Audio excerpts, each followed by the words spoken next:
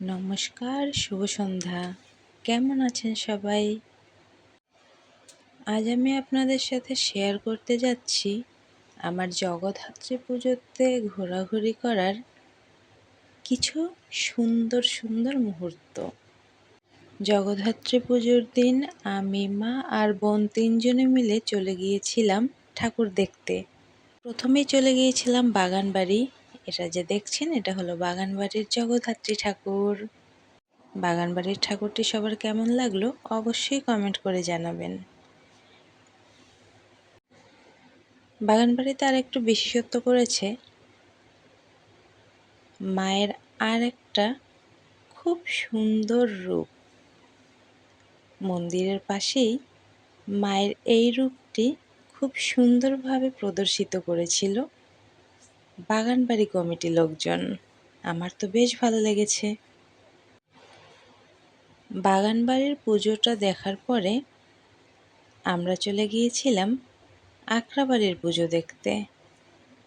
ঝালকাঠিতে মোট 4খানা জগদ্ধাত্রী পুজো হয়।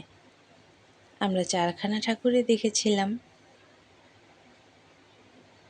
এবং আপনাদের সাথে শেয়ার করলাম। আখড়াবাড়ি ঢুকে আমি একটু আলো ছায়ার ভিতরে একটু ভিডিও করে নিলাম। কেমন হলো ভিডিও শ্যুটটা কমেন্ট করে জানাবেন কিন্তু। বেশ ভালো লাগছিল। এখানে অনেক আলো ছিল, তবু একটু আবছায়া ভাইব আসছিল। আমার বেশ ভালো লাগছিল। ভিডিওটি আমার বোন করে দিয়েছিল।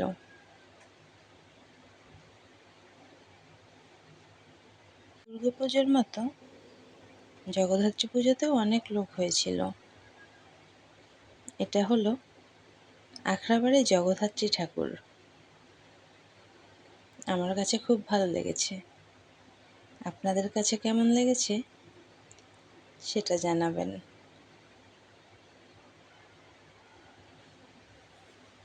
তবে লাইটিংয়ে ঠাকুরের মুখ ঠিকমতো দেখা যাচ্ছে না। এরপরে গিয়েছিলাম কালীবাড়ি ঠাকুর দেখতে। সাথে মা আর বোন ছিল, তবে তারা ক্যামেরার সামনে আসতে নারাজ। এর জন্য তাদের আর দেখাতে পারলাম না। এটা হলো কালীবাড়ি ঠাকুর। সুন্দর না?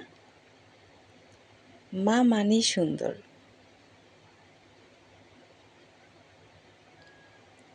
খুব পছন্দ হয়েছে, কিন্তু লাইটিং এত।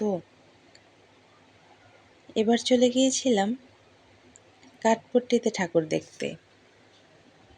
আর এখানেই আমরা সবার শেষে গিয়েছিলাম।